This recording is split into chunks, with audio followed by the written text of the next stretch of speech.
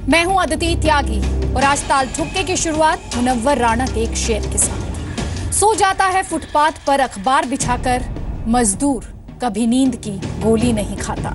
जी हां, ताल ठुक्के आज का मुद्दा है, देश में मजदूरों की मजबूरी कब दूर होगी। वैसे तो प्रधानमंत्री नरेंद्र मोदी ने आज मजदूर दिवस पर खुद को मजदूर नंबर 1 कहा, लेकिन क्या मजदूरों को इस देश में नारों के सिवा कुछ मिला है? देश में 47 करोड़ से ज्यादा मजदूर हैं और उन्हें आप मजबूर भी कह सकते हैं। सरकार उनके लिए अपने लेबर रिफॉर्म का एजेंडा लागू करना चाहती है। 1948 के श्रम कानूनों को जरा सोचिए, 1948 जमाना बीत गया है, लेकिन 1948 के श्रम कानूनों को 4 कोड्स में बदलने की तैयारी सरकार की तरफ से है। सवाल ये, क्या इस पर वो श्रमिकों को अपने साथ लेकर चल पाएगी? सवाल है कि सरकार की आर्थिक सोच में मजदूरों के लिए अगर कुछ है तो वो है क्या? इन तमाम सवालों पर बात करने के लिए मेहमानों का एक खास और बड़ा पैनल हमारे साथ, लेकिन जल्दी से आप ये रिपोर्ट देखिए।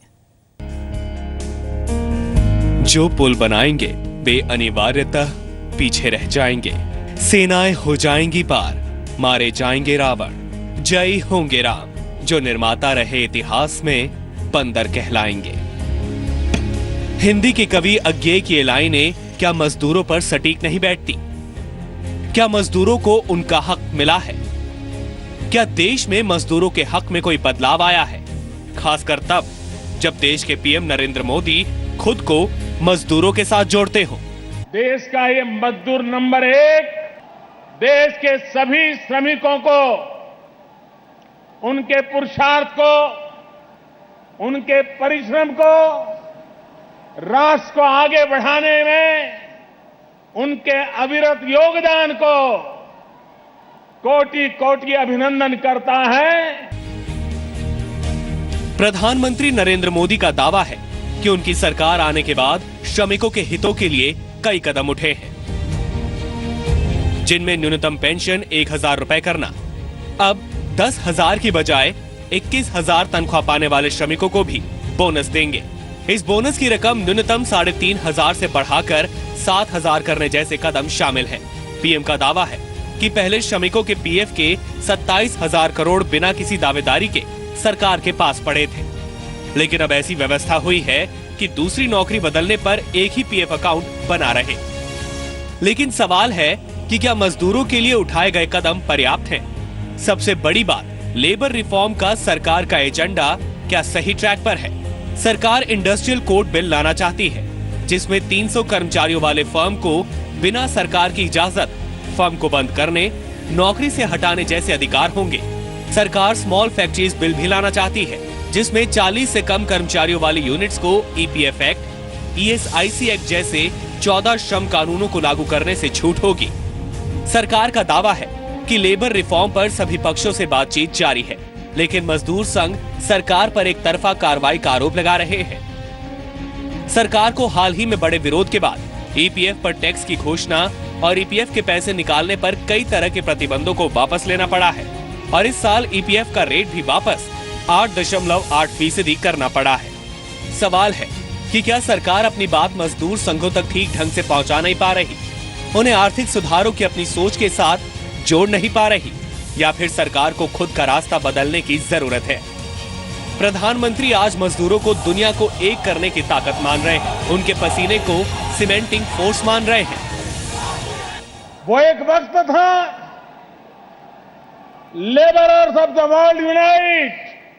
आज वक्त है, लेबरर्स यूनाइट द वर्ल्ड। ये एक बदलाव इस मंत्र के साथ आज दुनिया को जोड़ने की जरूरत है।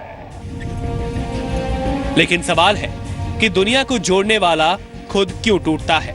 क्या गरीबी, लाचारी उसका रास्ता नहीं रोकती? उत्तर प्रदेश की सरकार ने मई दिवस पर मजदूरों के लिए लखनऊ में 10 रुपए थाली वाली कैंटीन शुरू की है। तो झारखंड सरकार ने श्रम धन नाम की वेबसाइट को लॉन्च किया, जिसमें श्रमिक ऑनलाइन रजिस्ट्रेशन कर सकते हैं। श्रमिकों की शिकायत सुनने के लिए टोल फ्री नंबर जारी हुआ। लेकिन क्या ये सब ऊंट के मुंह में जीरा नहीं? क्या मई दिवस सिर्फ कैलेंडर में एक दिन नहीं?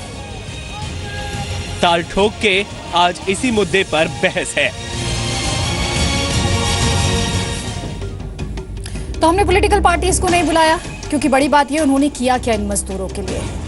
इसीलिए हम उन लोगों को इस बहस में लेकर आए हैं जिनका ताल्लुक है ट्रेड यूनियंस के साथ, जिन्होंने इन मजदूरों के लिए या तो इनका किसी तरीके का एसोसिएशन रहा है या फिर ये दावा करते हैं कि इन्होंने उनके लिए कुछ किया है। तो हमारे साथ प्रोफेसर सिद्धेश्वर शुक्ला हैं, सीटू के दिल्ली प्रदेश के सचिव हैं, दिल्ली यूनिवर्सिटी के राजधानी कॉलेज में वो इतिहास पढ़ाते हैं। कुलदीप कुमार साहब जुड़ेंगे हमारे साथ, इंटेक के उपाध्यक्ष हैं, मजदूरों के मुद्दे वो उठाते रहे हैं। सुखदेव प्रसाद मिश्रा साहब हमारे साथ हैं, पीएमएस यानी भारतीय मजदूर संघ के राष्ट्रीय सचिव हैं, मजदूरों और कर्मचारियों से जुड़े मुद्दे उठाते रहे हैं। अशोक भान साहब सुप्रीम कोर्ट में वकालत करते हैं, श्रम कानून के विशेषज्ञ हैं वो हमारे साथ स्टूडियो में। जवाहर सिंह साहब हैं, दिल्ली में झुग्गी झोपड़ी एकता मंच के अध्यक्ष हैं वो। ज्यादातर मजदूर वर्ग के लोग झुग्गी बस्तियों में रहते हैं और वो उनके मुद्दे उठाते रहे हैं। तो इस चर्चा की शुरुआत करें, इस बहस की शुरुआत करें। लेकिन बड़ी बात ये, प्रधानमंत्री ने तो कहा मैं इस देश का मजदूर नंबर 1 हूं, लेकिन हम और आप में से कितने लोग खुद को मजदूर कहलाना पसंद करते हैं और कभी मजदूर लफ्ज का इस्तेमाल करते भी हैं? तो हमारे भाव क्या होते हैं, हमारा मीनिंग क्या होता है, शायद मुझे आपको बताने की जरूरत नहीं है। सबसे पहले प्रोफेसर सिद्धेश्वर शुक्ला साहब, आप ही के साथ, कहां तो तय था चिरागा हर घर के लिए, यहां चिराग मयस्सर नहीं शहर के लिए। साहब कब ये जो मेहनत का श्लोक है, इनकी मजबूरी कब खत्म होगी सर?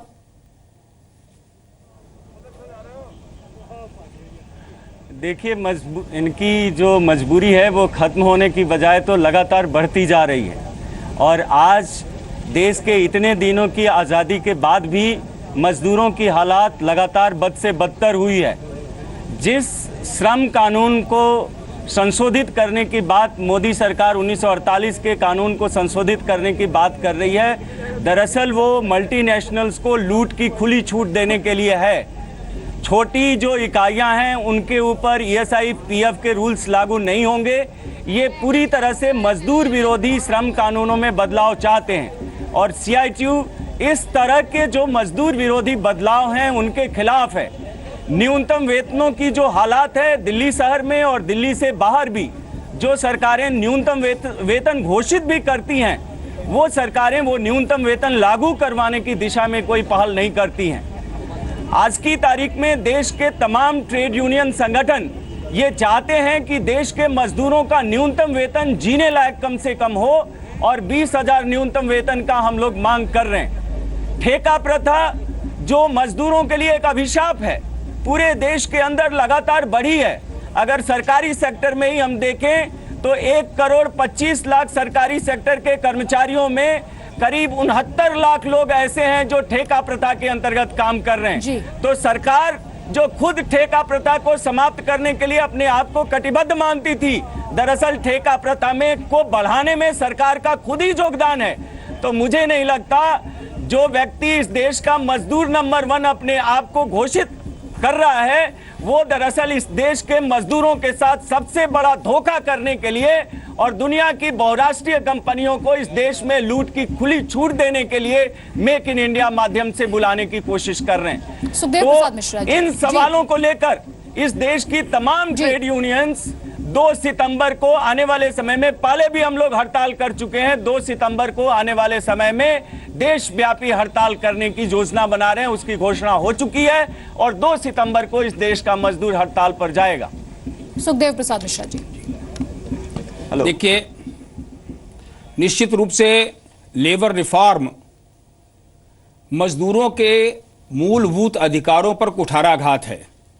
जिन अधिकारों को मजदूरों ने एक संघर्ष के बाद प्राप्त किया है, उनको छीनने की शुरुआत वास्तव में राजस्थान गवर्नमेंट ने की और राजस्थान गवर्नमेंट के पद चिन्हों पर भारत सरकार भी चली, महाराष्ट्र सरकार भी चली, मध्य प्रदेश सरकार भी चली और अब हरियाणा सरकार भी चल रही है। ऐसे रिफॉर्म्स जो लघु सूक्ष्म और मध्यम उद्योग हैं, जैसे कि अभी इंट्रो में आपने दिखाया कि ऐसे लघु उद्योगों को PF से मुक्ति मिल जाएगी, ESI उन पर लागू नहीं होगा, मिनिमम वेजेस उनको मिलेगा ही नहीं। तो बातों के बतासों से मजदूर का पेट नहीं भरता। निश्चित रूप से प्रधानमंत्री मोदी जी अत्यधिक परिश्रम करते हैं, देश के लोकप्रिय प्रधानमंत्री हैं। उन्होंने श्रम के संबंध में अनेक ऐसी योजनाओं की शुरुआत करी है जो स्वागत योग्य है, पर वो बातों वाली है। अब ऑनलाइन इंस्पेक्शन की बात उन्होंने सेंट्रल गवर्नमेंट के कर्मचारियों की कर दी। लेबर इन्फोर्समेंट पूरी तरह से शून्य है। और जहां तक रहती है बात आंदोलन की, कर्मचारियों के हकों की, तो भारतीय मजदूर संघ का स्पष्ट मत है कि हम सबने कई सरकारें देखी और इस सरकार के कामकाज को भी हम देखने का एक अवसर मजदूरों को दिलाना चाहते हैं। पहले जब यूपीए सरकार थी तो उन्होंने मजदूरों की समस्याओं पर एक मंत्री स्तरीय कमेटी बनाई थी। उस कमेटी ने कभी कोई निर्णय नहीं लिया। इस कमेटी ने, इस सरकार ने 5 मंत्रियों का मंत्री समूह बनाया, लगातार बैठे, मजदूरों की 12 सूत्री मांगों पर उन्होंने जो हमारी डिमांड थी, 12 डिमांडें, जिसमें ट्रेड यूनियनों को 45 दिन के अंदर रजिस्ट्रेशन करने की बात थी, उसको उन्होंने नोटिफाइड किया हुआ है। और सबसे बड़ी उपलब्धि जो अभी हुई है बोनस कानून में, शायद बोनस कानून बनने के बाद ये सर्वाधिक बढ़ोतरी है जो 3500 से 7000 और 10,000 से 21,000 वेतन के परिधि में लाने के लिए लाए गए। वास्तव में अगर देखें तो लेबर रिफॉर्म की आवश्यकता नहीं है। अगर रिफॉर्म करना है तो ब्यूरोक्रेसी को रिफॉर्म करना चाहिए। ये ब्यूरोक्रेसी रिफॉर्म के कारण ही सरकार की 3 बार पीएफ के मामले में किरकिरी हुई। पहले वित्त मंत्री ने कर्मचारियों के पीएफ पर टैक्स लगा दिया। पीएफ वाला एक मसला है, लेकिन यहाँ नहीं, मैं अच्छे दिन की बात कर रहा हूं मैडम जी। रोल जो जिस रिफॉर्म की बात मैं कर रहा हूं, अगर सरकार लेबर लॉ रिफॉर्म के बजाय ब्यूरोक्रेसी का रिफॉर्म करती तो ब्यूरोक्रेट जो है सरकार को गलत सलाह न देते। 1948 के एक्ट के तहत जो तमाम तरीके के प्रावधान है वो सही है, और 1948 एक वो फेज थी, एक वो जमाना था साहब जब ना तो प्राइवेटाइजेशन था, ना ग्लोबलाइजेशन था, ना कॉर्पोरेटाइजेशन था। आपको नहीं लगता बदलते वक्त के साथ चीजों को बदलना निसंदेह प्रतिस्पर्धा में रहने के लिए बदलाव जरूरी है, पर किसी के हकों को छीन करके नहीं, उनके हकों को बेहतर करके अगर हम कुछ बदलाव लाते हैं तो वो स्वागत योग्य होगा। अगर जो अधिकार हमको प्राप्त हैं उन अधिकारों को छीन करके हम कुछ बदलाव करते हैं तो कुठाराघात होगा, जैसा कि हो रहा है। ठीक है सर, ठीक है।